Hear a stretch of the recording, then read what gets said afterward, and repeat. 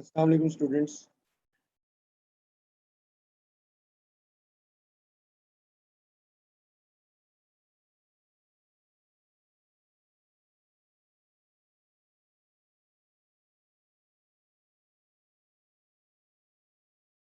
Students कल हम लोगों ने इसका प्रोसेस कॉस्टिंग का एरिया काफ़ी हद तक कवर किया था। आज कोशिश करेंगे कि ये वाइंड अप हो जाए।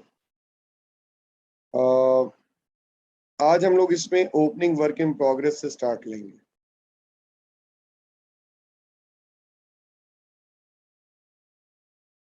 Opening work in progress. अब जब ओपनिंग वर्क इन प्रोग्रेस आता है तो स्टूडेंट्स उसके अंदर फिर हमारे पास दो मेथड्स आ जाते हैं, एक FIFO और दूसरा weighted average method. Weighted average method मतलब FCO method.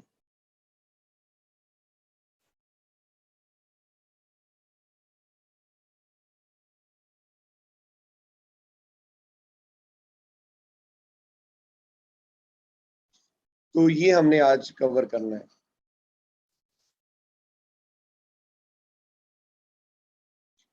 Valuing opening work in progress, उसके लिए दो मेथड्स फॉलो किए जाते हैं।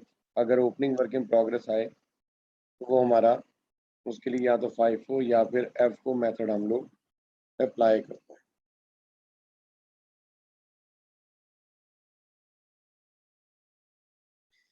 ये एग्जांपल है, एग्जांपल नंबर 5 है। Black Hawk Limited makes a product requiring several successive processes. Details of the first process are as follows. Opening work in progress 400 units है और इसमें डिग्री ऑफ कंप्लीशन क्या है? इसमें डिग्री ऑफ कंप्लीशन है जी कि ये जो 400 यूनिट्स हैं ये मटेरियल वाइज 100% कंप्लीट है और इन 100% पोर्शन के ऊपर जो है वो आपके 19,880 रुपीज लग। कन्वेयन वाइज ये 25% कंप्लीट है और इन पे 3,775 रुपीज इनकर हो चुके हैं।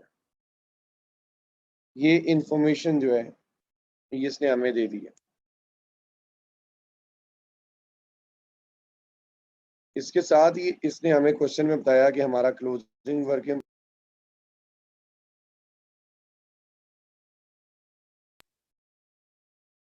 हमारा क्लोजिंग वर्क इन प्रोग्रेस हुआ है जो कि मटेरियल वाइज 100% कंप्लीट है और कन्वेयन वाइज 50% कंप्लीट है।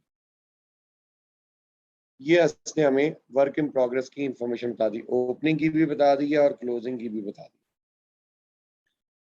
Units transfer to next process, ये इस प्रोसेस की फिनिश गुड्स है। ये इस प्रोसेस की क्या है?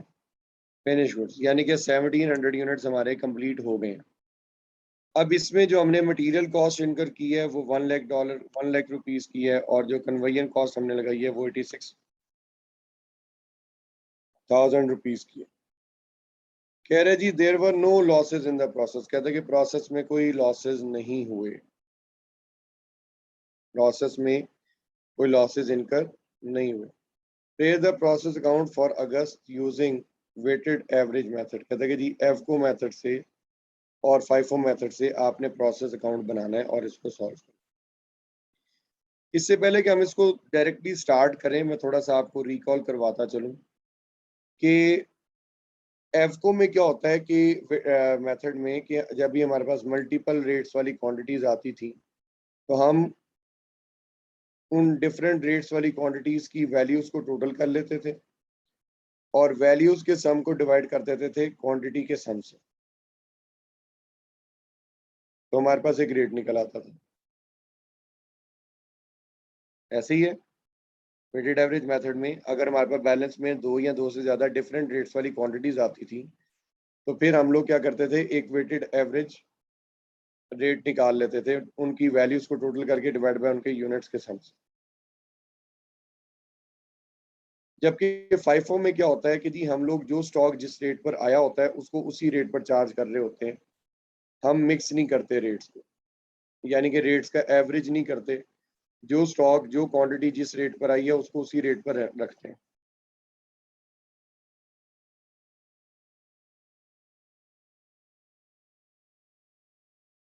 जी, is that clear or not? Yes or no?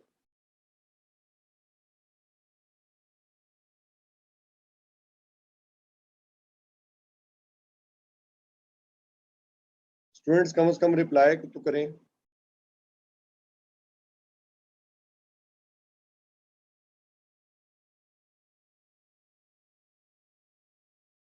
ठीक हो गया।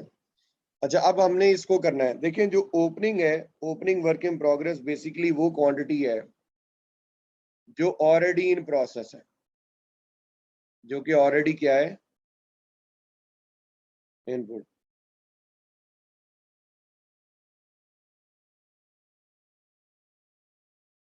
जो ओपनिंग वर्क इन प्रोग्रेस है, जी, opening work in progress basically वो यूनिट्स हैं जो लास्ट पीरियड में closing work in progress units. ये लास्ट पीरियड में क्या थे? Closing work in progress units. इस पीरियड में ये opening work in progress units हैं, लास्ट पीरियड में ये क्या थे? Closing work in progress units. Right जी। और इन पे कुछ काम पिछले पीरियड में हो चुका हुआ है। जैसे ये जो 400 यूनिट्स हैं, ये मटेरियल वाइज 100% कंप्लीट है।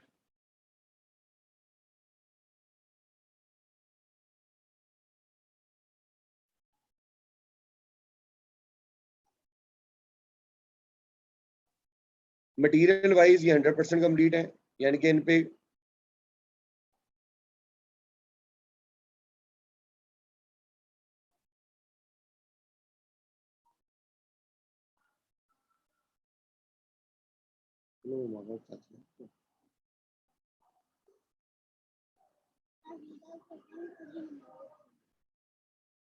नहीं, वो मानो बताएंगे, मुझे भी नहीं आ रहा।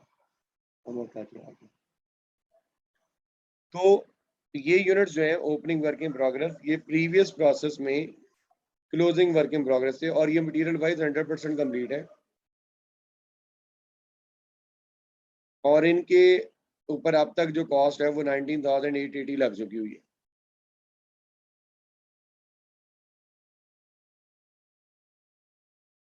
इन पे जो कॉस्ट है 19,880 रुपीज लग चुकी है, और जो कन्वेयन वाइज है वो इन पे 25% काम मुकम्मल हो गया है, और इस पे अब तक वैल्यू 3,775 लग गई है। अब एक बात याद रखें, ये जब हम कहते हैं, स्टूडेंट्स याद रखिएगा,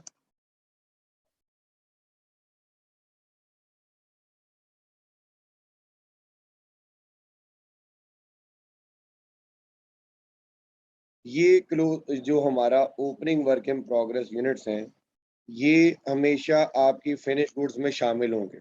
यानी कि जब आप कहते हैं ना कि हमारे 1700 यूनिट्स कंप्लीट हो गए, तो इन 1700 में हमारा 400 का ओपनिंग वर्क इन प्रोग्रेस भी शामिल होता है।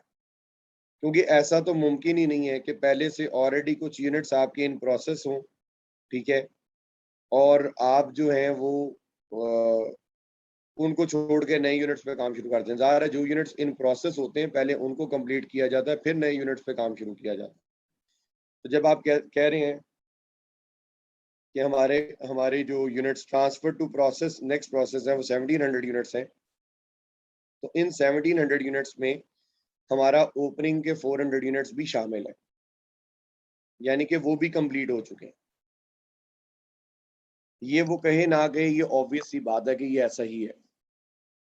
अब हमने इसको करना है, पहले एफको मेथड से करेंगे, फिर फाइफो मेथड से करेंगे। पहले एफको से करेंगे, फिर फाइफो मेथड से करेंगे।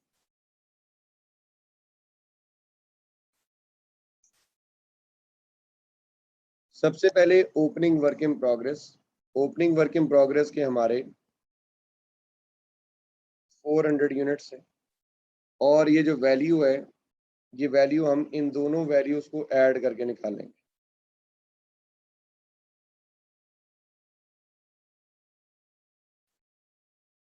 इन दोनों वैल्यूज को अगर हम ऐड कर लें, तो ये हमारे पास बन जाता है 23,655। ये हम यहाँ पे इसकी वैल्यू लिख देंगे 23,655। जी, इज डेट क्लियर और नॉट? अब जो मटेरियल आपने लगाया इसमें 1 लाख रुपए का मटेरियल लगा और इस पे हमारी कॉस्ट 86,000 रुपीज की लग गई है। 86,000 रुपीज की हमारी कॉस्ट इसमें इनकर हो गई है। अब फिनिश गुड्स वो बता रहा है कि हमारी 1700 यूनिट्स की है और क्लोजिंग वर्क इन प्रोग्रेस हमारा 300 यूनिट्स का होगा। राइट जी।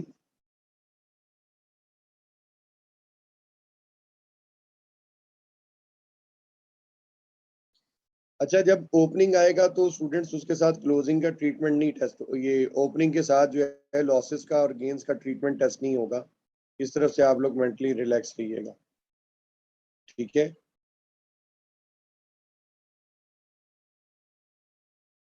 अब अगर मैं यूनिट साइड को बैलेंस करूं तो मेरे क्रेडिट साइड पे यूनिट्स बन रहे हैं 2000, तो फिर तो मेरे डेबिट साइड पे भी यूनिट्स 2000 होने चाहिए। लेकिन डेबिट साइड पे 1600 यूनिट्स का डिफरेंस है और वो हमारे इनपुट यूनिट्स का है। 1600 यूनिट्स हमारे क्या है? Input units. ये जो हमें इसने आउटपुट बताई है स्टूडेंट्स 1700 की, ये याद रखें इसके दो हिस्से हैं। इसमें से एक तो है 400 यूनिट्स जो कि हमारा क्या है?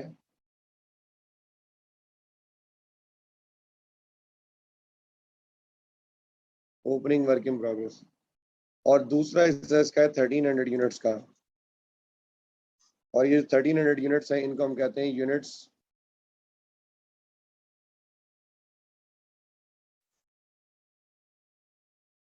Started and completed.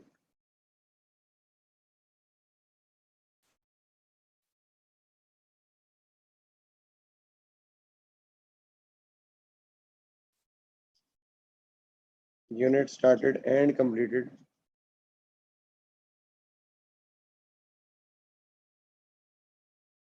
In the period. Unit started and completed in the period, यानी कि ये यूनिट्स इसी पीरियड में इनपुट हुए और इसी पीरियड में कंप्लीट हो गए। ये डाटा हमारे पास है, ये डाटा मैंने लिख दिया। अब हम इसको कर रहे हैं एफको मेथड से। पहले हम इसके निकालेंगे इक्विवेलेंट यूनिट्स निकालेंगे। इक्विवेलेंट यूनिट्स के लिए सबसे पहले मटेरियल वाइज 1700 यूनिट्स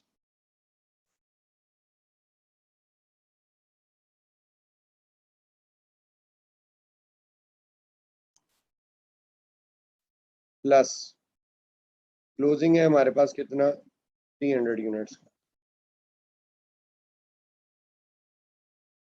और हम ये कह रहे हैं कि क्लोजिंग वाइज ये 100% कंप्लीट है। Students percentage of completion mix मत कीजिएगा ओपनिंग क्लोजिंग की।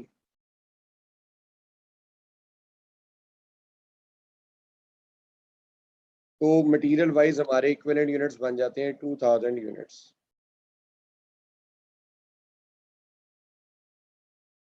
अब कन्वेयन वाइज हम निकालेंगे 1700 यूनिट्स प्लस 300 यूनिट्स इनटू कन्वेयन वाइज ये 50% कंप्लीट है। तो ये वैल्यू हमारे पास बन जाएगी 1850 यूनिट्स। अच्छा, अब ये जो 1700 यूनिट्स हैं स्टूडेंट्स, इसके अंदर हमारा ओपनिंग भी शामिल है, ओपनिंग वर्क इन प्रोग्रेस भी शामिल है। अभी जो 400 यूनिट्स हैं ज़ाहिर है इन पे कुछ काम पिछले पीरियड में हो गया था और कुछ काम इस पीरियड में कंप्लीट हुआ। अब जो काम पिछले पीरियड में हो गया उसकी वैल्यू हमारे पास है और रिमेनिंग काम जो इस पीरियड में कंप्लीट हुआ उसकी वैल्यू भी हमारे पास है। वो ज़ाहिर है जो इस पीरियड में कंप्लीट हुआ वो इस पीरियड की कॉस्ट को यूज करके कंप्लीट किया होगा ना आपने। तो इसका मतलब है कि 400 यूनिट्स में से कुछ यूनिट्स पुरानी कॉस्ट पे यूनिट पे चार्ज होंगे और कुछ इस पीरियड की कॉस्ट पे यूनिट पे चार्ज होंगे। तो ये 400 यूनिट्स में 400 यूनिट्स जो है ये दो डिफरेंट रेट्स वाली क्वांटिटीज का सम है। मैंने इसको स्प्लिट इसलिए नहीं किया क्योंकि सम करने के बाद भी ये टोटल फिर इसको 1700 ही बन जाना था, इसलिए मैंने इसको स्प्लिट नहीं किया। अब हम निकालेंगे इसमें वेटेड एवरेज रेट। अब हम क्या करेंगे कि जो काम पिछले पीरियड में हो गया हुआ है वो और प्लस जो इस पीरियड में हुआ उसको मिला के एक नई कॉस्ट पर यूनिट निकालेंगे, जिसको हम कहते हैं weighted average cost per unit. $19,880 $880 की कॉस्ट ऑलरेडी लग चुकी, प्लस इस पीरियड में आपने 1 लाख रुपीस मजीद लगा दिए।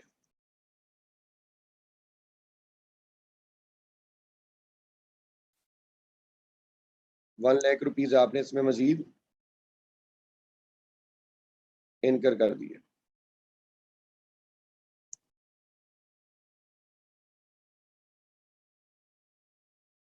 डिवाइडेड बाय मटेरियल के इक्विवेलेंट यूनिट्स 2000 यूनिट्स। तो कॉस्ट पर यूनिट क्या बनी?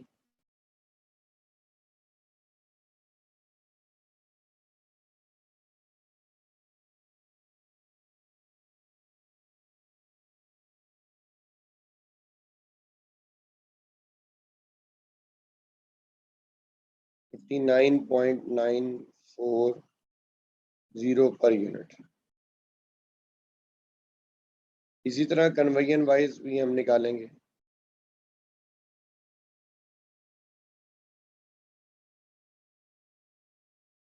Plus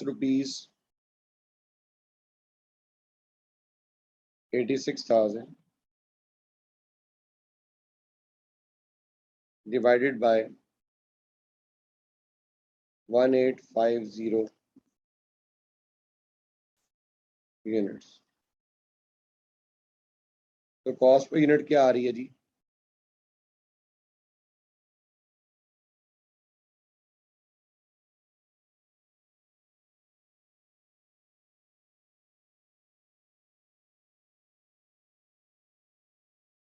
$48.527 per unit. मतलब हमारी टोटल कॉस्ट पर यूनिट बन गई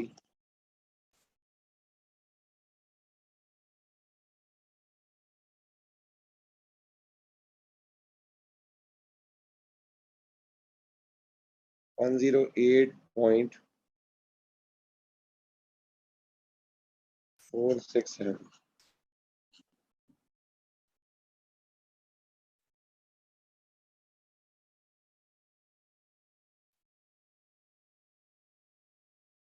$108.467। तो ये हमारी टोटल कॉस्ट पर यूनिट है। यहां तक अगर किसी को कोई चीज नहीं समझ आ रही तो बता दें।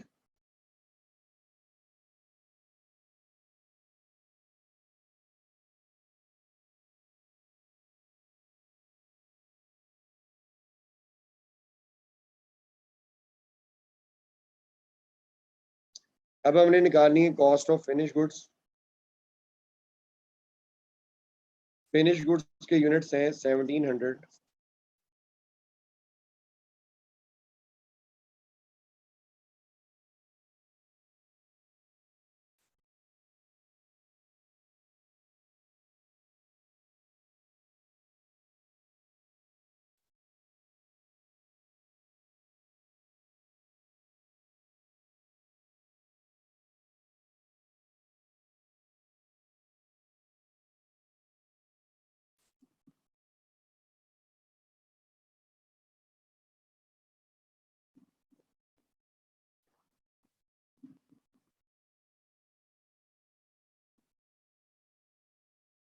कितनी वैल्यू बन रही है?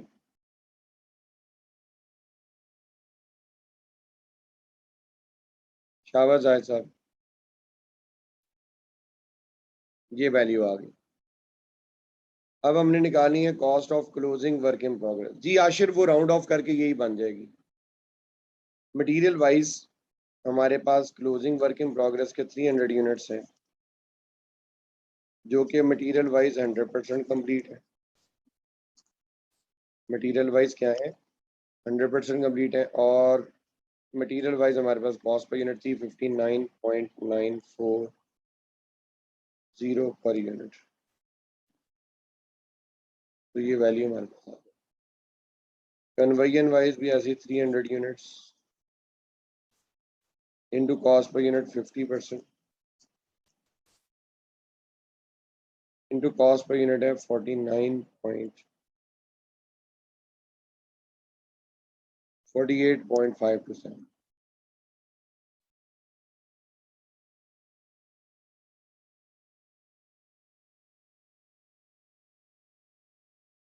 जी मटेरियल वाइज ये वैल्यू बनी है 17,982.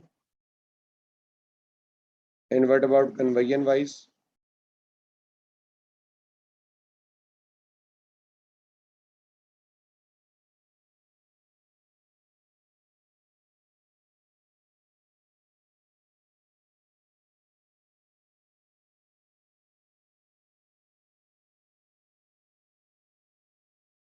नहीं आशिर 50% भी तो लेंगे ना, 300 का 50% भी तो लेना है.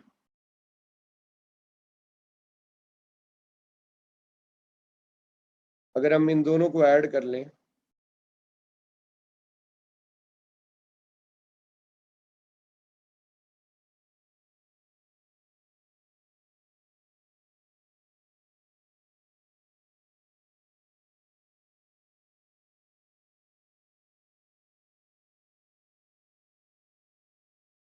25261.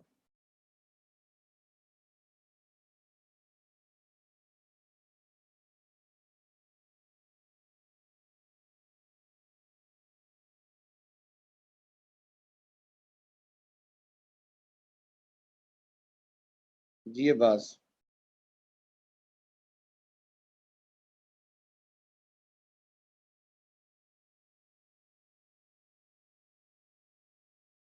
मैं कर देता हूँ.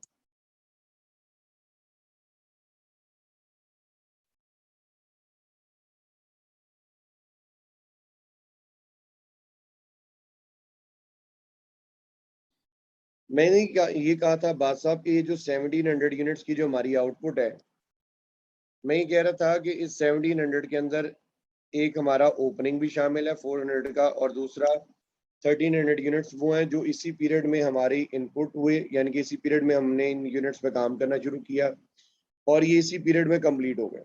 यानी कि unit started and completed in the period, यानी कि ये यूनिट्स इसी पीरियड में स्टार्ट हुए और इसी में कंप्लीट हो गए. लेकिन ये जो 400 है, इस 400 यूनिट्स के ऊपर कुछ काम पिछले पीरियड में हो चुका हुआ है और कुछ काम इस पीरियड में मुकम्मल हो रहा है. जैसे मैं अगर एग्जांपल दूं तो इन पे मटेरियल वाइज 100% कंप्लीशन हो गई हुई थी और कन्वर्जन वाइज इस पे 25% काम हो गया हुआ. लेकिन अभी इस पीरियड में मटेरियल वाइज जो है वो 0% काम रहता होने वाला, जबकि कन्वर्जन वाइज हमारा 75% काम होने वाला रहता है.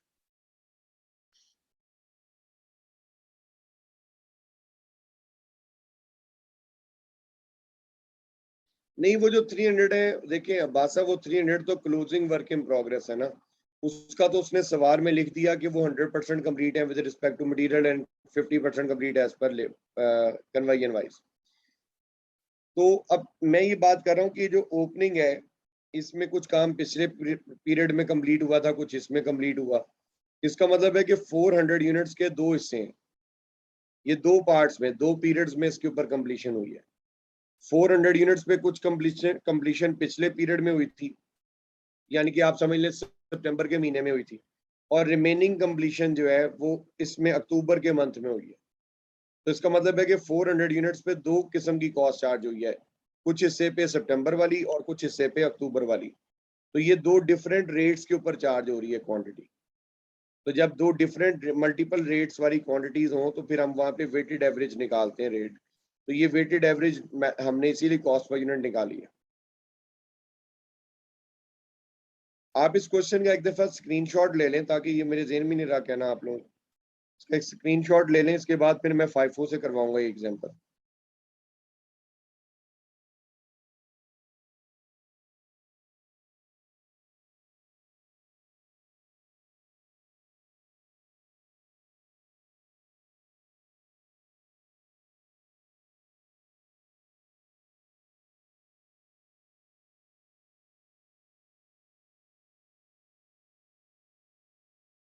अब मैं इसी एग्जांपल को FIFO मेथड से करने लगा हूं, बात को जरा तवज्जो से सुनिएगा और समझिएगा। अब हम करने लगे जी FIFO method.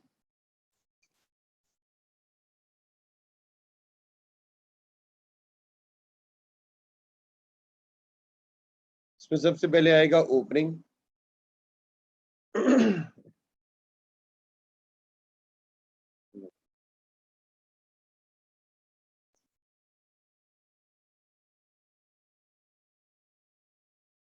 $400 units,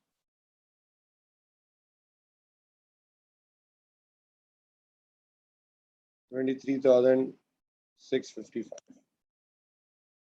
direct material 1 lakh,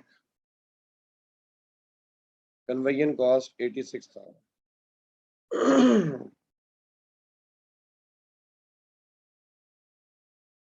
finish good 1700 units और closing work in progress 300 units का हमारा क्लोजिंग वर्क इन प्रोग्रेस।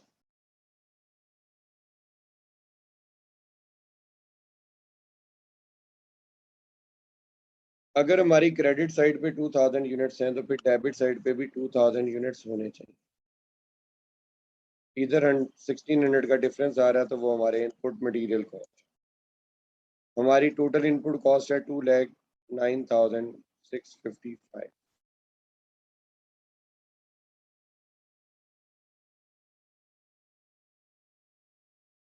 इसमें अब हमने सबसे पहले निकालने इक्विवेलेंट यूनिट्स। क्या निकालने हैं? Equivalent units. इक्विवेलेंट यूनिट्स का फॉर्मूला इसमें यह है कि opening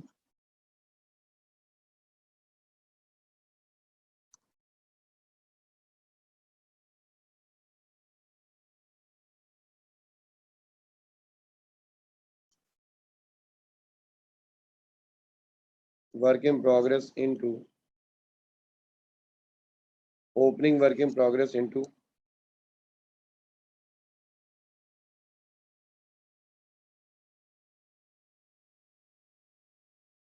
remaining degree percentage of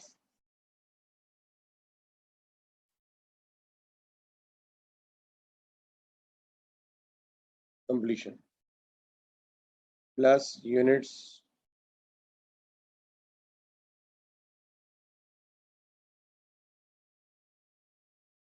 started and completed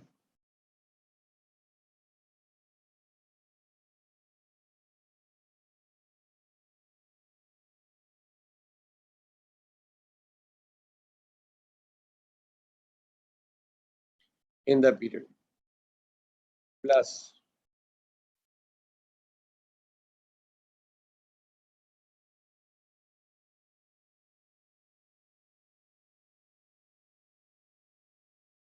closing work in progress into percentage of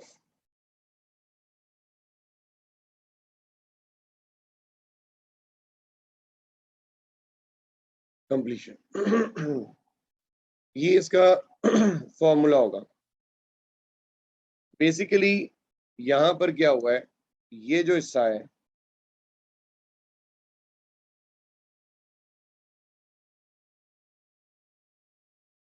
ये आपके उस फिनिश गुड्स का ब्रेकअप है।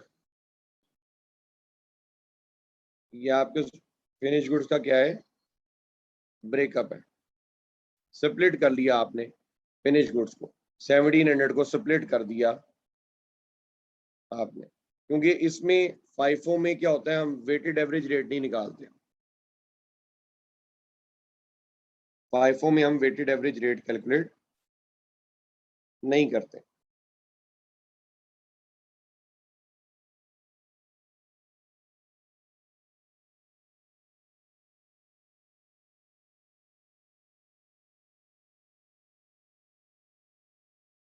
FIFO में हम वेटेड एवरेज रेट कैलकुलेट नहीं करते।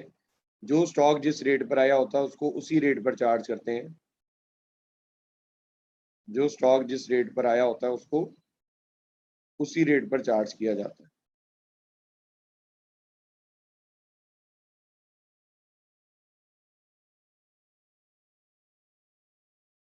अब इसमें हम पहले निकालेंगे मटेरियल वाइज इक्विवेलेंट यूनिट्स। अब ओपनिंग, अब हमने कॉस्ट पर यूनिट सिर्फ इस पीरियड की निकालनी है, पुराने वाले की मिला के नहीं निकालनी। ओपनिंग में से जितना पोर्शन इस पीरियड में कंप्लीट हुआ सिर्फ वो लेंगे। अब जैसे हमारे ओपनिंग यूनिट्स हैं 400 यूनिट्स, लेकिन ये मटेरियल वाइज 100% कंप्लीट हो गए थे, तो इसका मतलब इनकी रिमेनिंग परसेंटेज ऑफ कंप्लीशन 0% है। Plus unit started and completed कितने हैं, 1300 यूनिट्स हैं, प्लस क्लोजिंग कितने हैं,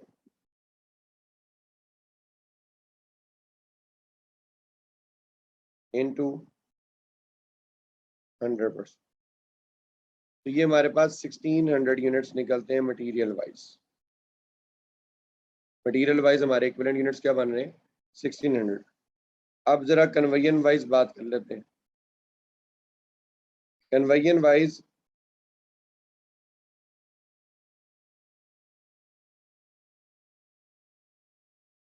किसमें हमजा क्या चीज पूछ रहे हो आप?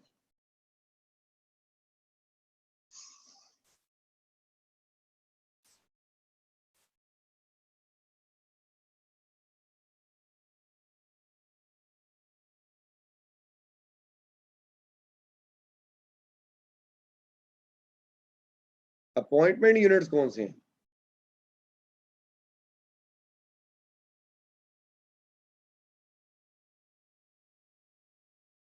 नहीं, 300 यूनिट्स तो लेने हैं बच्चे, किसने कहा 300 यूनिट्स नहीं लेने? 300 यूनिट्स तो आएंगे। अपोर्शन कौन सी, अपोर्शनमेंट कोई नहीं हो रही बेटा, यहाँ पे अपोर्शनमेंट तो कहीं भी नहीं किया हमने। बेसिकली देखो, आपके इक्विवेलेंट यूनिट्स में पहले हम ले रहे थे, मैंने ये बात की थी, मेरी बात जरा गौर से सुनिएगा। मैंने आपको ये बताया था कि ये जो 1700 यूनिट्स की जो हमारी फिनिश गुड्स हैं, इसके दो हिस्से हैं। एक है हमारा ओपनिंग 400 यूनिट्स और दूसरा है क्लोजिंग 1300 यूनिट्स।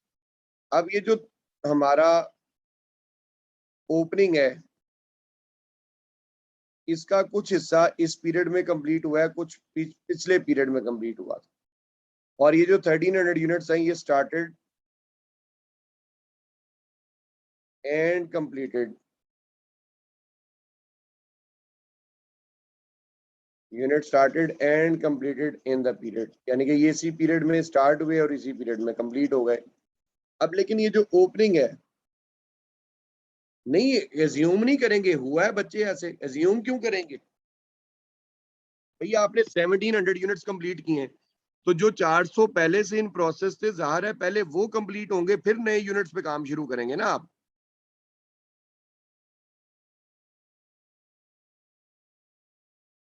क्या ख्याल है? ठीक है, पहले जाहिर है जो 400 यूनिट्स इन प्रोसेस थे, पहले वो कंप्लीट हुए होंगे, उसके बाद ही आपने नए यूनिट्स पे काम शुरू किया होगा ना। जाहिर साहब 16 यूनिट्स मैंने टी अकाउंट बैलेंस करके निकालने हैं, यानी कि क्रेडिट साइड पे टोटल 2000 यूनिट्स बने थे, तो 2000 डेबिट साइड पे भी होने चाहिए थे। तो लेकिन डेबिट साइड पे ओपनिंग 400 खाली लिखा हुआ था, तो इसका मतलब है कि बाकी 1600 मटेरियल फिर मैंने इनपुट किया। अब हमजा ये जो ओपनिंग है 400, देखो इन ओपनिंग के ऊपर वो कह रहा था कि ये 100% कंप्लीट है पर मटेरियल और 25% कंप्लीट है with respect to conversion cost. इसका मतलब है कि इसके ऊपर ये जो ओपनिंग वर्क इन प्रोग्रेस है, इस पे कुछ काम हमने प्रीवियस पीरियड में कर लिया था, अब कुछ काम इस पीरियड में हुआ। अब जो काम इस पीरियड में हो रहा है वो तो इस पीरियड की कॉस्ट को यूज करके यूज होगा ना, मुकम्मल होगा। जो हो चुका हुआ है उसकी कॉस्ट हमारे पास ऑलरेडी है 23,655। अब लेकिन जो काम इस पीरियड में हुआ है, हमने सिर्फ इस पीरियड में उतनी कंप्लीशन लेनी है। ओपनिंग का सिर्फ वो वाला पार्ट लेंगे जो इस पीरियड में कंप्लीट हुआ है, इसीलिए मैंने ओपनिंग के लिए रिमेनिंग परसेंटेज ऑफ कंप्लीशन कही है। क्लोजिंग का तो इशू नहीं है, क्लोजिंग ने आना ही आना है। क्लोजिंग जैसे हम पहले कल वाले क्वेश्चंस में भी कर रहे थे, आज वाले में भी कर रहे हैं, वो अपनी जगह पे कायम है। क्लोजिंग वर्क इन प्रोग्रेस नहीं इफेक्ट हो रहा, क्लोजिंग के यूनिट्स एज इट इज आएंगे जैसे पहले भी आते हैं। हमने इसको यहाँ पर ये किया फाइफो मेथड में, हमने यहाँ पे इस 1700 को स्प्लिट कर लिया। एफको मेथड में हमने इसको स्प्लिट नहीं किया था, क्योंकि अगर स्प्लिट कर भी लेते तो ऐड करके फिर उसने यही बनना था। 1700 ही बन जाना था, क्योंकि हमने वेटेड एवरेज के लिए दोबारा पे डिफरेंट रेट्स वाली क्वांटिटीज को टोटल करना था। लेकिन यहाँ पे अब फाइफो मेथड है, अब एफको मेथड नहीं है। जो स्टॉक जिस रेट पर आया वो उस रेट पे चार्ज होगा। अब 400 का जो हिस्सा पिछले पीरियड में कंप्लीट हो चुका है वो उसी पीरियड पर ही चार्ज होगा। लेकिन इस 400 में से जो हिस्सा इस पीरियड में कंप्लीट हो रहा है अब, यानी कि इस 1,86,000 रुपीज की कॉस्ट को यूज करके कंप्लीट हो रहा है, उसकी कॉस्ट भी इस पीरियड की ऊपर जो है वो चार्ज की जाएगी। तो इसलिए हम ओपनिंग के remaining percentage of completion units ले रहे हैं। जी हमजा, गॉट इट और नॉट, यस और नो?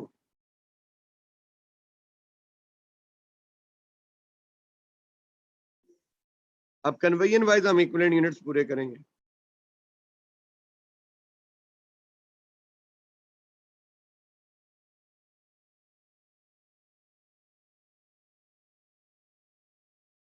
इसमें कन्वेयन वाइज इक्विवेलेंट यूनिट्स आ रहे हैं 1750 यूनिट्स।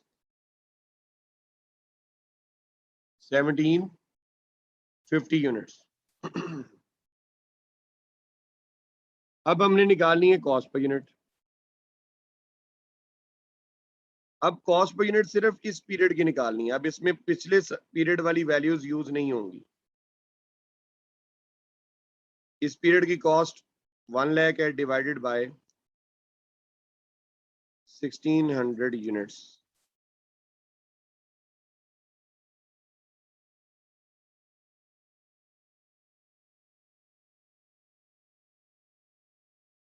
हाँ जी,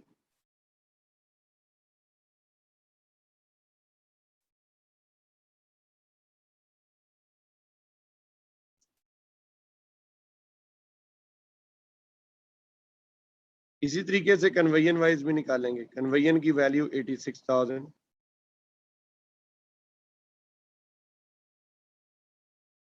डिवाइडेड बाय 1750 यूनिट्स।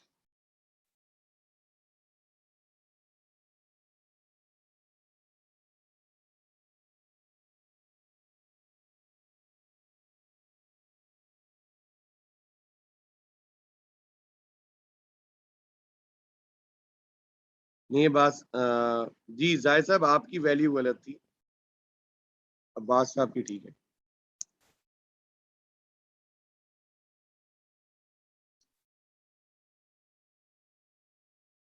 49.14 आगे क्या है? 143 हो जाएगा I guess,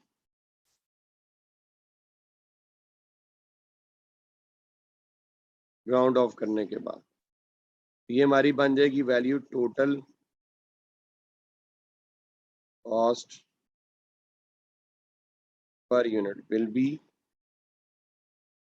rupees 111.643 per unit.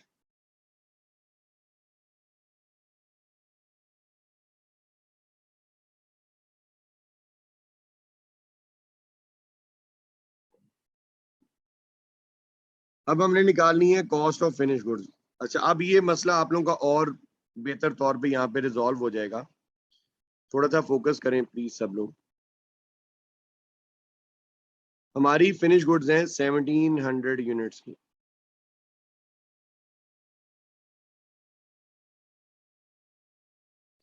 इस 1700 यूनिट्स के दो हिस्से हैं। एक है हमारे 1300 यूनिट्स जो कि इसी पीरियड में इनपुट हुए और इसी पीरियड में कंप्लीट हो गए, तो लिहाजा ये तो इसी पीरियड की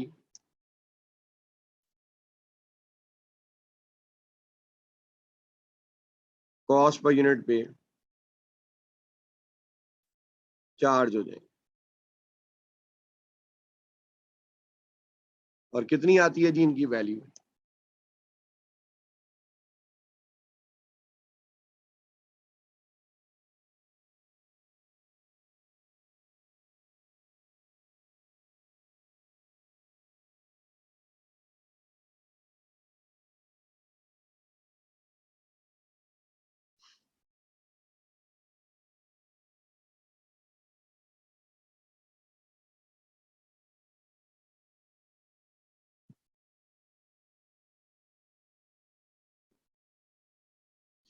अब ये जो 400 यूनिट्स हैं, इन पे कुछ काम पिछले पीरियड में मुकम्मल हो गया था, जिसकी वैल्यू है 23,655।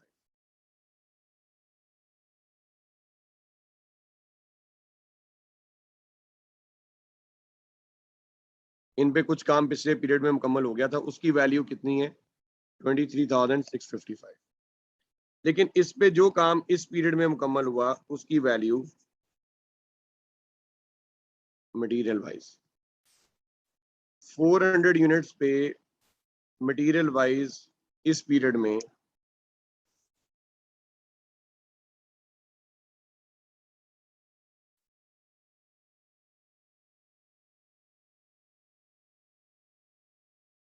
मटेरियल वाइज 0% काम रहता था होने वाला, और कॉस्ट पर यूनिट थी हमारी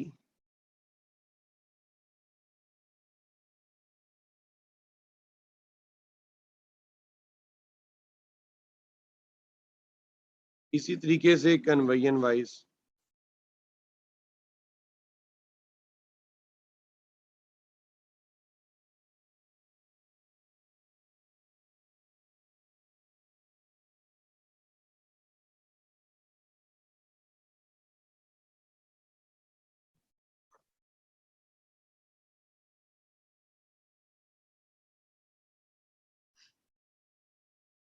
नहीं जाहिद साहब क्या कर रहे हैं, पहली वैल्यू तो जीरो हो जाएगी ना मटेरियल वाइज, तो क्योंकि remaining percentage of completion zero थी। अब 400 यूनिट्स इंटू 75%, 300, अब इसको 49.143 से मल्टीप्लाई करें।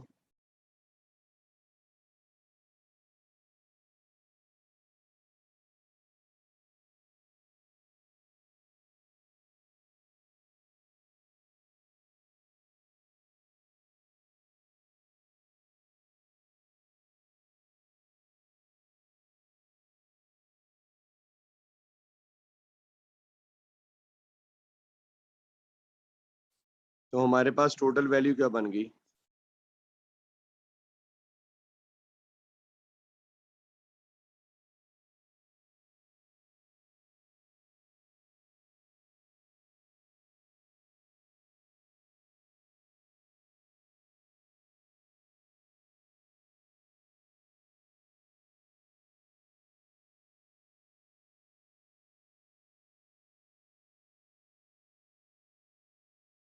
ये कितना बन रहा है?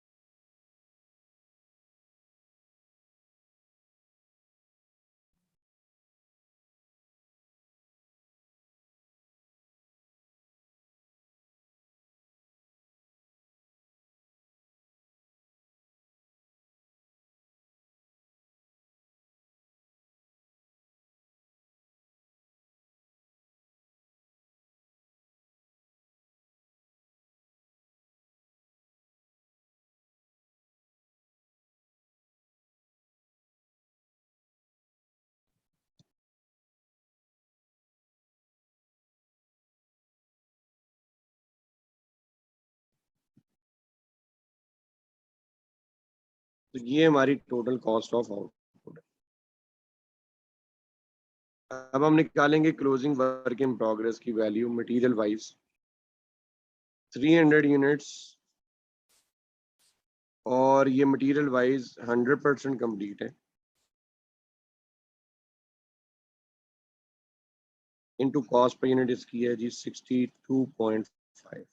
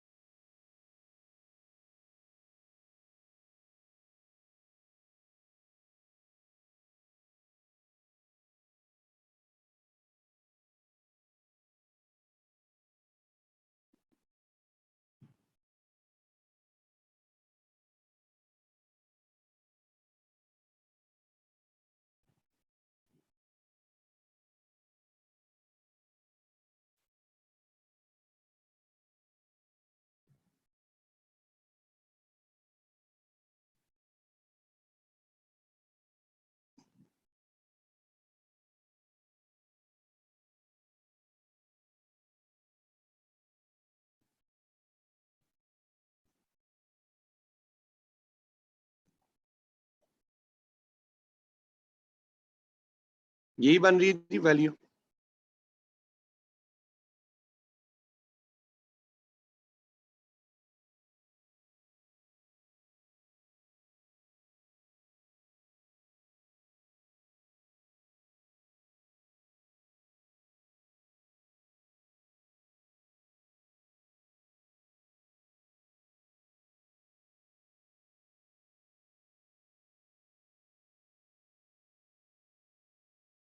अगर हम इनको ऐड कर लें, वैल्यू विल बी 2,09,650।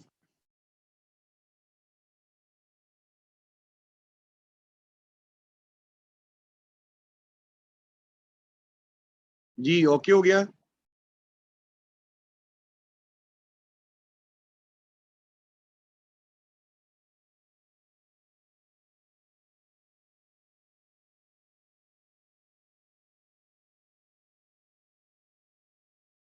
अच्छा ये हमने कर लिया जी, ये आपका ओपनिंग वाला मसला भी जो है वो हमने सॉल्व कर लिया, opening work in progress.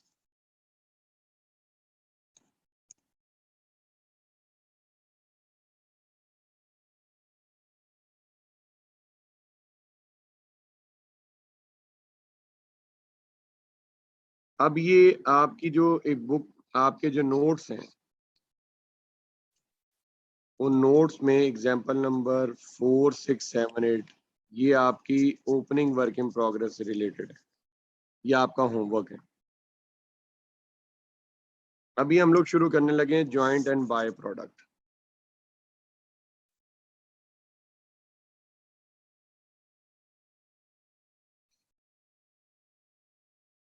Ji 5 minutes की ब्रेक कर लें नमाज के लिए, फिर यहीं से शुरू करते हैं विद इन 5 मिनट्स। ये हमारे इस चैप्टर का फाइनल टॉपिक है, इसको आज हम वाइंड अप करेंगे।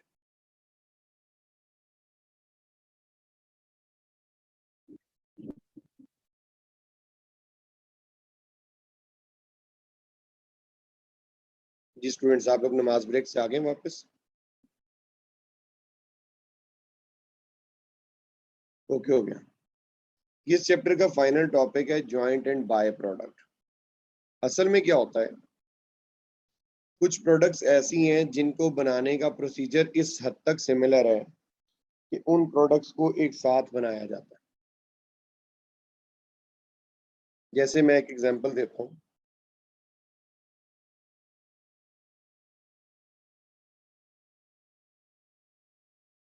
हम लोग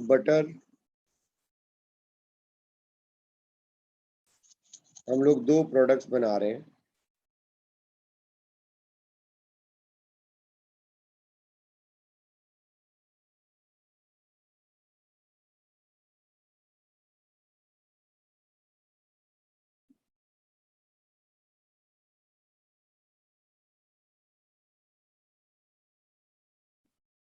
एक प्रोडक्ट है बटर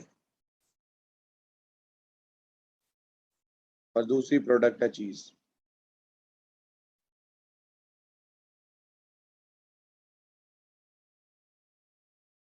बटर और चीज को बनाने का जो प्रोसीजर है वो बहुत हद तक सिमिलर है, इसलिए इन दोनों प्रोडक्ट्स को एक साथ मैन्युफैक्चर किया जाता है। इन दोनों प्रोडक्ट्स के लिए जो मेजर इंग्रेडिएंट जो यूज होता है दैट इज मिल्क। मिल्क को प्रोसेस किया जाता है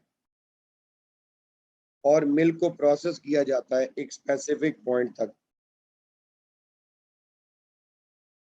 उस पॉइंट को हम कहते हैं, यानी कि इन दोनों की प्रोसेसिंग एक स्पेसिफिक पॉइंट तक एक साथ चलती है, उसको कहते हैं पॉइंट ऑफ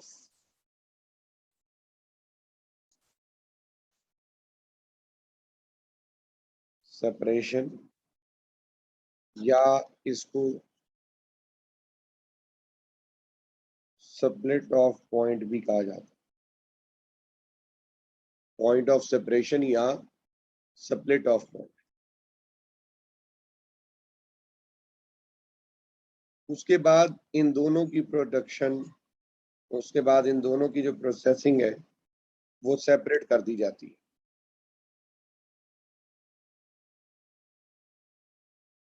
बटर और चीज की प्रोसेसिंग क्या कर दी जाती है, सेपरेट कर दी जाती है।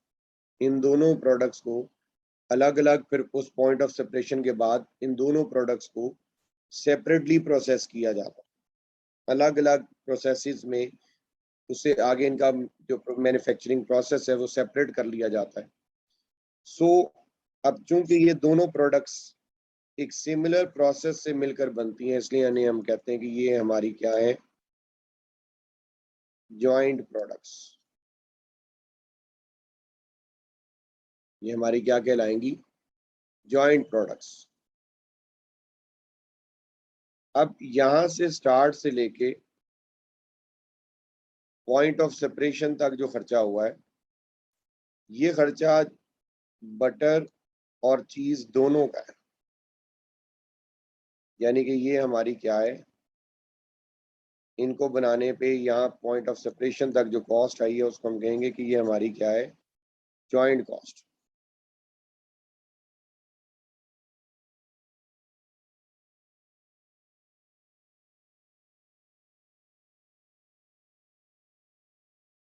जॉइंट कॉस्ट यानी कि स्टार्ट से लेके पॉइंट ऑफ सेपरेशन तक जो आपकी कॉस्ट लगी है वो बटर और चीज की दोनों की कंबाइंड कॉस्ट है, उसलिए उसको हम कह रहे हैं वो जॉइंट कॉस्ट है।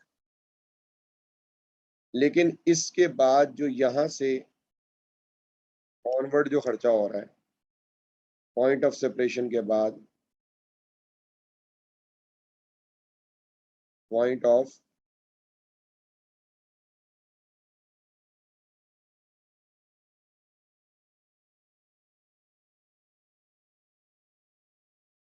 सेपरेशन के बाद, पॉइंट ऑफ सेपरेशन के बाद जो खर्चा हो रहा है,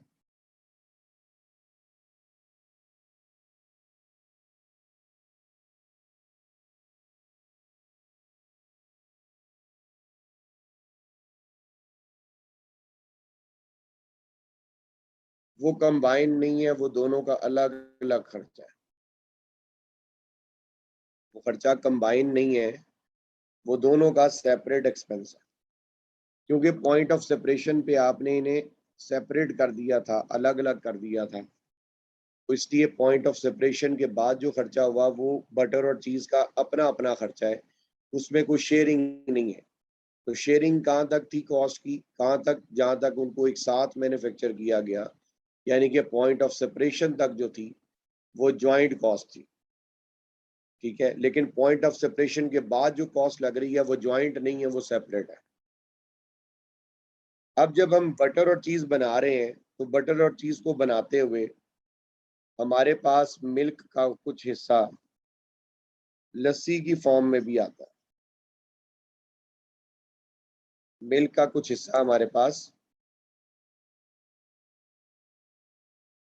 लस्सी की फॉर्म में भी आता है, और उसको हम कहते हैं कि ये हमारी क्या है, बाय प्रोडक्ट। उसको हम कहते हैं ये हमारी क्या है, बाय प्रोडक्ट। यानी कि जब हम मिल्क को प्रोसेस करते रहते हैं तो मिल्क को प्रोसेस करते जाएं एक स्पेसिफिक पॉइंट तक, तो मिल्क का कुछ हिस्सा हमारे पास लस्सी की फॉर्म में भी निकलता है। अब लस्सी बनाना हमारा मकसद नहीं है, हमारी इंटेंशन लस्सी प्रोड्यूस करना था ही नहीं। हमारी इंटेंशन तो सिर्फ और सिर्फ बटर और चीज क्यों मैन्युफैक्चर करना था। हमारा मकसद तो बटर और चीज को मैन्युफैक्चर करना था।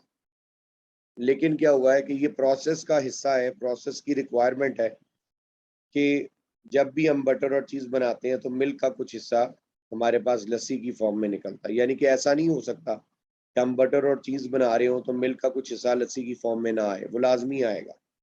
तो चूंकि हमारी इंटेंशन लस्सी बनाना नहीं है, तो इसलिए हम लस्सी को, और लस्सी बनाना हमारी इंटेंशन क्यों नहीं है, क्योंकि हम मार्केट में लस्सी बेचते ही नहीं है। हम मार्केट में, हम लस्सी को हम मार्केट में अपनी कंपनी की प्रोडक्ट के तौर पे मार्केट में सेल ही नहीं करते। हम तो मार्केट में सिर्फ बटर और चीज की सेलिंग करते हैं। ठीक है, तो इसलिए लस्सी बनाना हमारा मकसद नहीं था। लेकिन चूंकि लस्सी का बनना पार्ट ऑफ प्रोसेस है, तो इसलिए हम इसके इसके बनने को रोक नहीं सकते। ये हर बार बनेगी। जब भी हम जब भी हम बटर और चीज बनाएंगे ये लाजमी बनेगी। अब चूंकि हम लोग लस्सी को मार्केट में अपनी प्रोडक्ट के तौर पे सेल नहीं करते, तो फिर हम क्या करेंगे, हम लस्सी को मार्केट में स्क्रैप कर देते हैं, क्योंकि ये हमारे लिए एक बाय प्रोडक्ट है। हम इसको अपनी मेन प्रोडक्ट के तौर पर मार्केट में सेल नहीं करते। जैसे बटर और चीज हमारी मेन प्रोडक्ट्स हैं, तो इस तरीके से हम लोग लस्सी को अपनी प्रोडक्ट के तौर पे मार्केट में सेल नहीं करते, इसलिए क्योंकि ये हमारी मेन प्रोडक्ट नहीं है। ठीक है, लस्सी तो इसलिए हम इसको बाय प्रोडक्ट ट्रीट करते हैं। ये वेस्ट नहीं है, ये लॉस नहीं है, ठीक है, लेकिन इसको हम बाय प्रोडक्ट कहते हैं। बाय प्रोडक्ट इसलिए कह रहे हैं क्योंकि हम जब चाहें इसको एज ए प्रोडक्ट मार्केट में इंट्रोड्यूस करवा सकते हैं। हम जब चाहेंगे, जिस वक्त चाहें, हम इसको एज ए प्रोडक्ट मार्केट में इंट्रोड्यूस करवा सकते हैं, यानी कि एज ए मेन प्रोडक्ट के तौर पे हम इसको मार्केट में इंट्रोड्यूस करवाते हैं। तो जब तक हम ऐसा नहीं करते, तब तक ये हमारी बाय प्रोडक्ट रहेगी, ठीक है, और हम इसको स्क्रैप करते रहेंगे। जॉइंट और बाय प्रोडक्ट का कॉन्सेप्ट क्लियर हुआ आप लोगों को?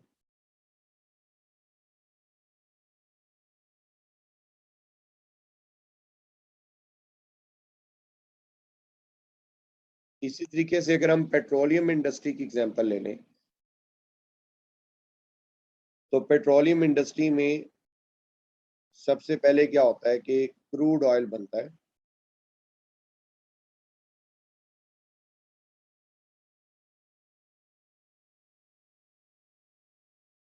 हम लोग क्रूड ऑयल निकालते हैं, क्रूड ऑयल से फिर फर्दर हम कुछ इसका क्रूड ऑयल का हिस्सा और डीजल सेपरेट कर देते हैं, कुछ हिस्सा हम लोग फॉर पेट्रोल सेपरेट कर देते हैं, कुछ हिस्सा हमारे पास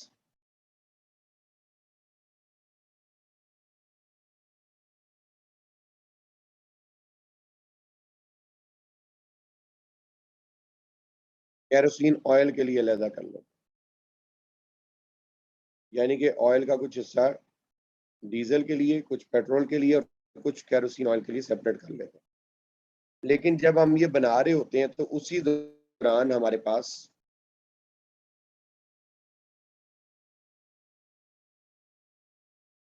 पेट्रोलियम जेली प्रोड्यूस होती है, जिसको जैसे कि हम लोग ये वैसलीन वगैरह यूज करते हैं, पेट्रोलियम जेली वैसलीन बनती है। अब लेकिन जितनी भी हमारी पेट्रोलियम इंडस्ट्री है, ये इसको पेट्रोलियम जेली को एज ए प्रोडक्ट मार्केट में सेल नहीं करते, क्योंकि इनका मकसद ये बनाना नहीं है। लेकिन जब भी ये ऑयल एक्सट्रैक्ट करते हैं, क्रूड ऑयल बनाते हैं और उसमें से फिर डीजल और पेट्रोल और केरोसिन के लिए अलग अलग कर लेते हैं ऑयल, तो इसका कुछ हिस्सा जो है वो इसमें से कुछ पार्ट वो पेट्रोलियम जेली के तौर पे प्रोड्यूस होता है, जो कि जितनी पेट्रोलियम इंडस्ट्री है वो इसको मार्केट में क्या कर देती है, स्क्रैप कर देती है, मार्केट में सेल आउट कर देती है किसी फार्मास्यूटिकल या कॉस्मेटिक्स वालों को। ठीक है, तो ये जो पेट्रोलियम जेली है, that is basically your by product. Petroleum jelly क्या है आपकी बाय प्रोडक्ट, जबकि ये जो बाकी तीन है, डीजल, कैरोसिन ऑयल, पेट्रोल, ये आपकी जॉइंट प्रोडक्ट्स है।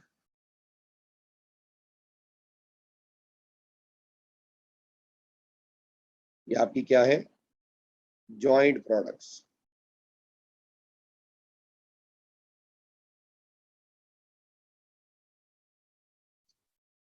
अब वो कह रहा है जी joint and by product. Joint product कौन सी होती है, वो प्रोडक्ट्स जो जॉइंटली प्रोड्यूस की जाए। ये मैंने आपको भी एक्सप्लेनेशन के साथ बड़े अच्छे अंदाज में आपको जो है वो एक्सप्लेन कर दिया सारा, एक एग्जांपल से, दो एग्जांपल्स दे दी मैंने इसमें। अब जो बाय प्रोडक्ट होती है, ये इसको बनाना हमारी इंटेंशन नहीं होती, इसलिए हम कहते हैं इंसिडेंटल आउटपुट। एक्सीडेंटल नहीं, इंसिडेंटल, यानी कि एक्सीडेंटल होता है कि जी उम्मीद ही नहीं थी कि ये बनेगी, तो इंसिडेंटल में ये है कि ये उम्मीद है, लेकिन इसको बनाना हमारा पर्पस नहीं है, हमारी इंटेंशन नहीं है, और इसकी बहुत इनसिग्निफिकेंट वैल्यू होती है क्योंकि हम इसको मार्केट में सेल करते हैं।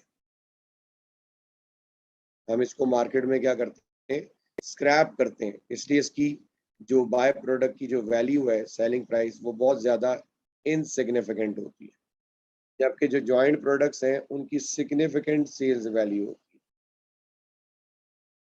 क्योंकि वो कंपनी की मेन प्रोडक्ट्स। जॉइंट कॉस्ट के अपोर्शनमेंट मेथड्स हैं, क्योंकि जितनी भी हमारी जॉइंट कॉस्ट हैं, जॉइंट प्रोडक्ट्स हैं, उनको हम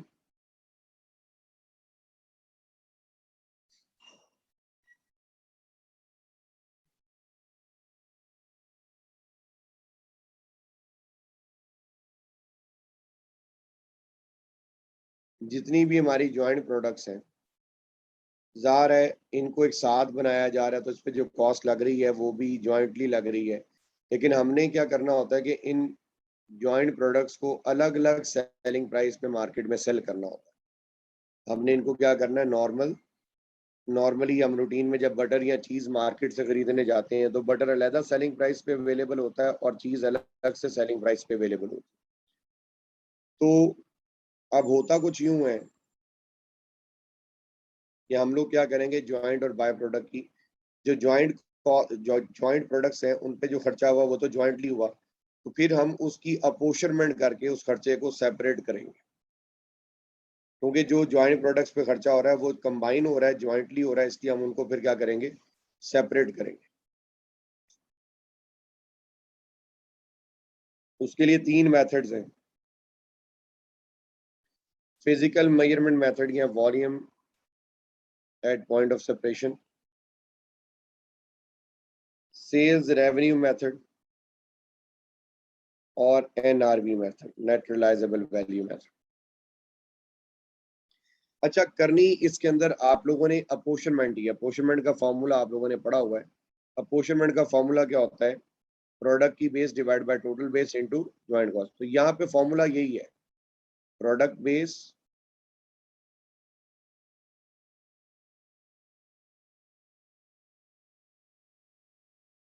divided by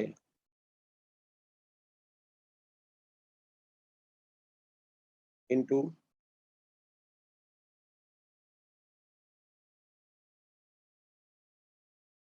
joint cost. Formula यही यूज होगा, product base divide by total base into joint cost. अब इसमें जब हम फिजिकल मेजरमेंट मेथड करेंगे तो इसके अंदर हम बेस लेते हैं प्रोडक्शन यूनिट्स को।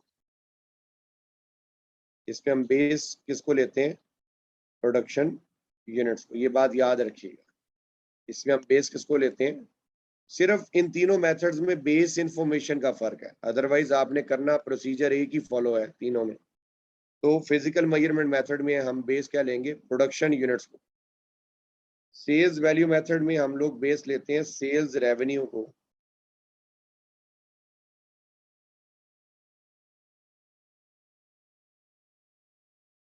अब सेल्स रेवेन्यू कैसे कैलकुलेट होता है,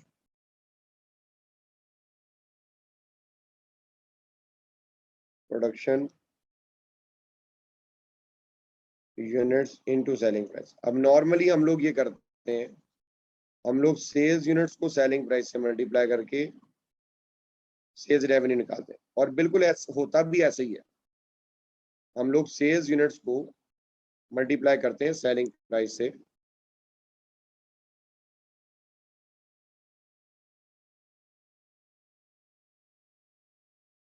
तो हमारे पास सेल्स रेवेन्यू निकलता है। तो हमने सेल्स वैल्यू मेथड में, लेकिन हमने बेस किसको लेना है, प्रोडक्शन यूनिट्स को, सेल्स यूनिट्स को नहीं लेना। किसको बेस लेना है, प्रोडक्शन यूनिट्स को बेस लेकर हम लोगों ने इसको क्वेश्चन कर।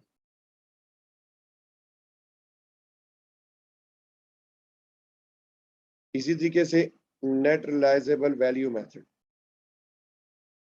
ये जो हमारा नेट रिलाइजेबल वैल्यू मेथड है, इसमें हम लोगों ने बेस लेना है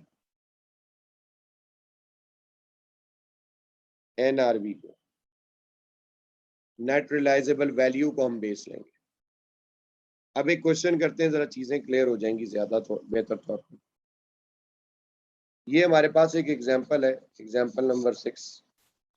कहते हैं कि जी company operates a continuous process producing two joint products and a by product. Output from the processes for a month was as follows. 3 products हैं, product A, product B and product C. Output units product A के 2000 units है और selling price 20 है। B के production units 15,000 है और 15 उसकी selling price है। और सी के यूनिट्स जो है वो 2000 और सेलिंग प्राइस 2 है। अच्छा, अब स्टूडेंट्स इसमें सबसे पहली बात तो ये कि इसने इस क्वेश्चन के अंदर हमें ये कहा है कि 2 ज्वाइंट प्रोडक्ट्स हैं और एक बाय प्रोडक्ट है, लेकिन इसने स्पेसिफाई नहीं किया कि ज्वाइंट प्रोडक्ट्स कौन सी हैं और बाय प्रोडक्ट कौन सी है। ठीक है, क्वेश्चन साइलेंट है। तो अब लेकिन चूंकि जो प्रोडक्ट सी है इसकी सेलिंग प्राइस बहुत ज्यादा कम है, लोएस्ट है इन तीनों के मुकाबले में, तो इसकी बेस पे हम सी को क्या कह रहे हैं कि ये हमारी क्या है, बाय प्रोडक्ट। नॉर्मली वो बता देता है लेकिन उसने इस क्वेश्चन में नहीं बताया, तो फिर हम लोग प्रोडक्ट सी को as a by product treat करेंगे। प्रोडक्ट सी को क्या करेंगे, as a by product treat करेंगे। कह रहे कि जी company operates a continuous process producing two joint products and a by product. Output from the processes for a month was as follows. Product A के 2000 unit, selling price 20। B के 15,000 unit, selling price 15। और सी के 2000 units और selling price क्या है, 2। कह रहे total joint cost जो है वो 2 लाख रुपीज है। टोटल ज्वाइंट कॉस्ट क्या है, 2 लाख रुपीज। अब देखिए हमारी जो टोटल ज्वाइंट कॉस्ट कह लें या इसको आप प्रोसेस कॉस्ट भी कह सकते हैं,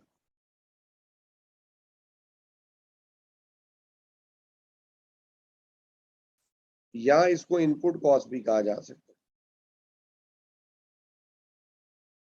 इनपुट कॉस्ट, प्रोसेस कॉस्ट या टोटल ज्वाइंट कॉस्ट, ये हमारी 2 लाख है।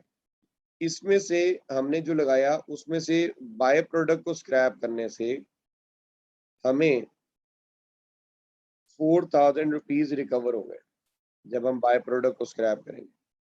इसका मतलब ये हुआ कि 2 लाख में से 4,000 तो आपको रिकवर हो गया, तो बकाया आपकी कॉस्ट कितनी रह गई है, 1,96,000 रुपीज। अब ये जो 1,96,000 रुपीज रह गया है, that is your net joint cost.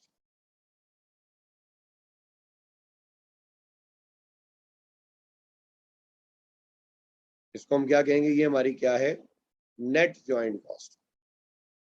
इसकी अब हमने करनी है अपोर्शनमेंट, और इसकी अपोर्शनमेंट हमने करनी है 2 तरीकों से। एक है फिजिकल मेजरमेंट मेथड और दूसरा है सेल्स रेवेन्यू मेथड। ये 2 मेथड से हमने इसको अटेम्प्ट करना है, इस क्वेश्चन को सॉल्व करना है। जी क्वेश्चन क्लियर है आप सब लोगों को?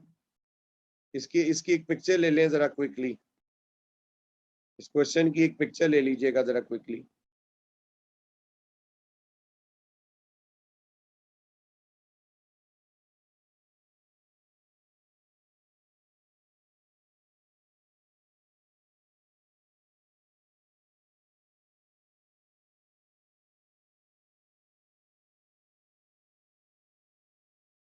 जी स्क्रीनशॉट ले लिया आप लोगों ने? Thank you. अब मैं इस क्वेश्चन को सॉल्व करने लगा हूं। पहले हम इसको करेंगे फिजिकल मेजरमेंट मेथड से। पहले किस मेथड से करने लगे हम, फिजिकल मेजरमेंट मेथड से हम इसको करेंगे। फिजिकल मेजरमेंट मेथड में हमारी बेस होती है प्रोडक्शन यूनिट्स। तो हमारे पास 2 प्रोडक्ट्स हैं। ए के यूनिट्स हैं हमारे पास 20,000 यूनिट्स,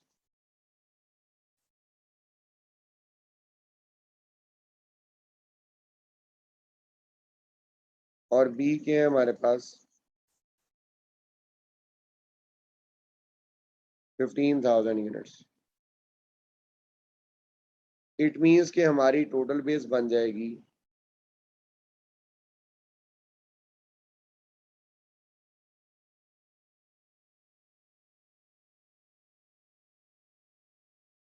35,000 यूनिट्स। ये हमारी क्या होगी, टोटल बेस।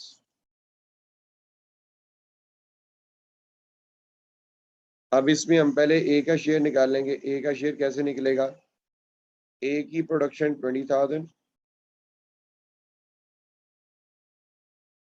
20,000 यूनिट्स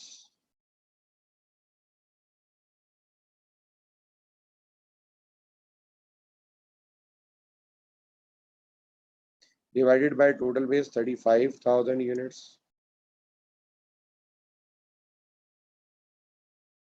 into हमारी नेट जॉइंट कॉस्ट 1,96,000 रुपीज। इसी तरीके से बी की भी हम करेंगे। बी के प्रोडक्शन यूनिट्स हैं 15,000 यूनिट्स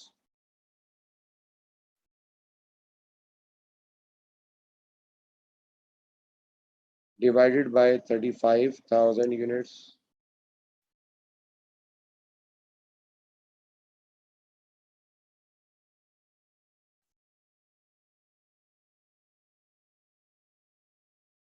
जी। ए की बन रही है वैल्यू रुपीज 1,12,000, बिल्कुल ठीक है। And what about product B?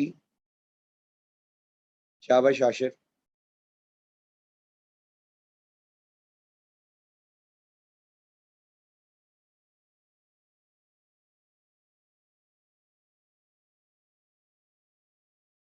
₹84,000। अच्छा, अब उसने हमसे यूनिट कॉस्ट मांगी हुई है, खाली जॉइंट कॉस्ट का शेयर नहीं मांगा, यूनिट कॉस्ट मांगी है। हमारी जो जॉइंट कॉस्ट निकली है, इसको अगर हम इसके प्रोडक्शन यूनिट से डिवाइड कर दें तो कॉस्ट पर यूनिट आ जाती है। प्रोडक्ट ए की कॉस्ट पर यूनिट बन रही है रुपीज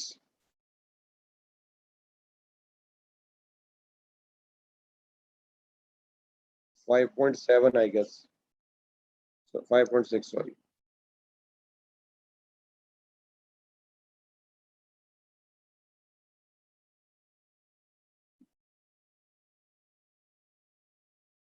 और इसी तरह बी को भी डिवाइड करेंगे इसके प्रोडक्शन यूनिट से 15,000 यूनिट्स। तो कॉस्ट पर यूनिट हमारे पास इसकी भी 5.6 पर यूनिट निकल आई। अब ये एक नोट है, इसको ज़हन में रख लें।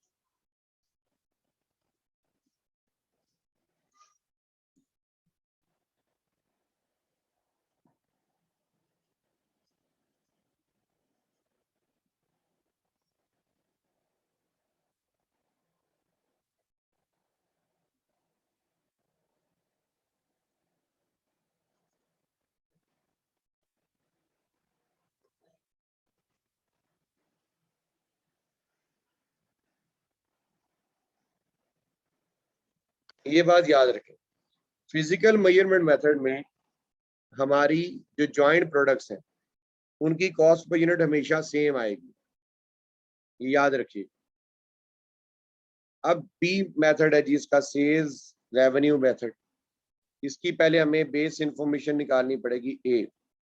ए की हमारे पास प्रोडक्शन यूनिट्स हैं 20,000। इसकी सेलिंग प्राइस उसने हमें बताई हुई है 20 पर यूनिट है। तो रेवेन्यू कितना बन गया?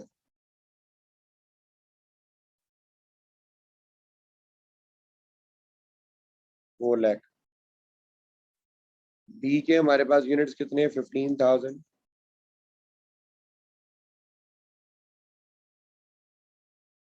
Cost per unit 15।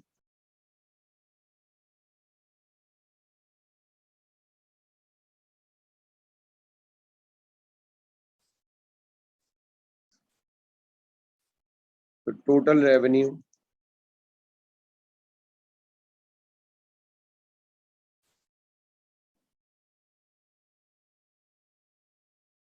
जी ये चीज क्लियर है। ये मैंने रेवेन्यू कैलकुलेट किया है प्रोडक्ट ए और बी का, और ये टोटल रेवेन्यू मेरी मेरी क्या बन गई है, बेस बन गई है।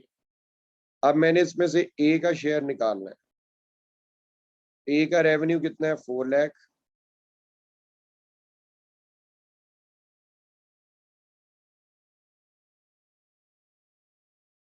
क्योंकि सेल्स रेवेन्यू मेथड में हम बेस लेते हैं सेल्स रेवेन्यू को, divided by total revenue 6,25,000 multiply by हमारी नेट ज्वाइंट कॉस्ट 1,96,000 था।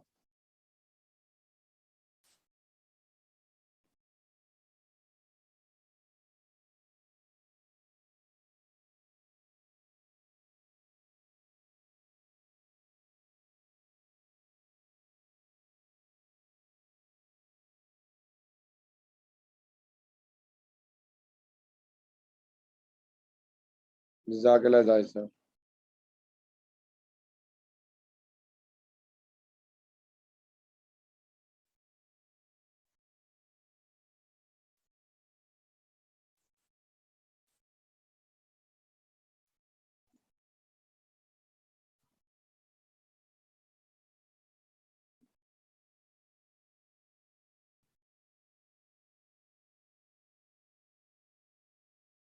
जी कितना शेयर आया, 70,000। शाबाश आशीष साहब, थैंक यू जाहिद साहब। ये हमारे पास इसका शेयर निकल आया। अब हम इसको डिवाइड करेंगे इनके प्रोडक्शन यूनिट से। इसके प्रोडक्शन यूनिट्स हैं 20,000, ताकि हम कॉस्ट पर यूनिट निकाल लें। तो इसकी कॉस्ट पर यूनिट बनेगी कितनी,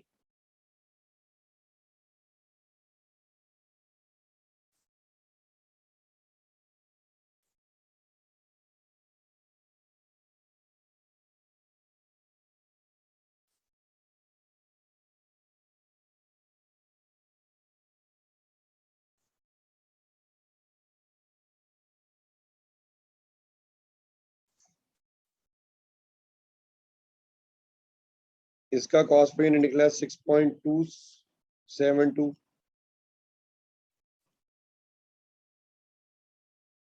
और इसकी आ रही है 4.704 पर यूनिट। अब इसके हवाले से भी ये बात ज़हन में रख लें,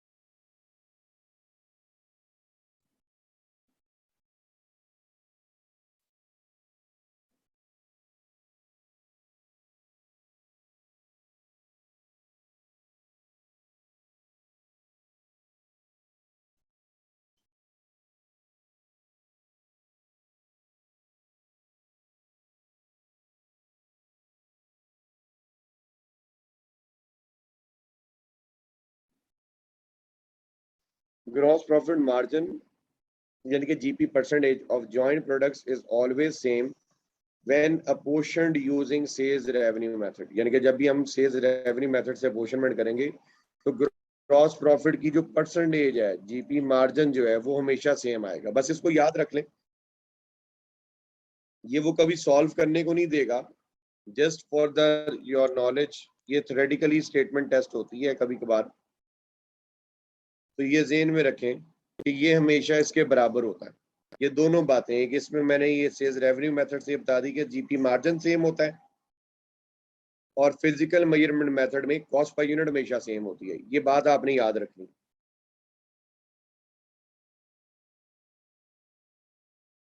बाकी ये बाय प्रोडक्ट के ट्रीटमेंट मेथड्स हैं, इनको आप एक दफा देख लीजिएगा, इसमें कोई मुश्किल चीज नहीं है। आप लोगों ने करना ये है स्टूडेंट्स के, आपकी जो एग्जांपल्स हैं, ये एग्जांपल नंबर 9, 10, 11 और 12, ये आपका होमवर्क है। इसके अलावा जो प्रैक्टिस क्वेश्चंस हैं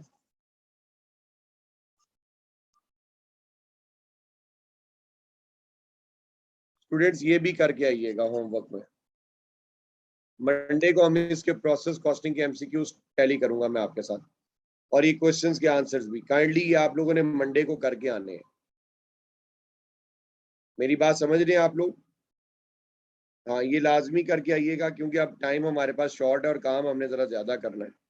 अब इसमें सुस्ती वाला काम नहीं चलेगा, और ये दोनों चैप्टर्स बहुत इंपॉर्टेंट है, ये वाला भी और इससे अगला भी, पेपर पॉइंट ऑफ व्यू से।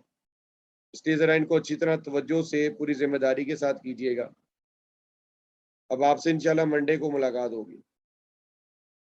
ओके जी, अल्लाह हाफिज।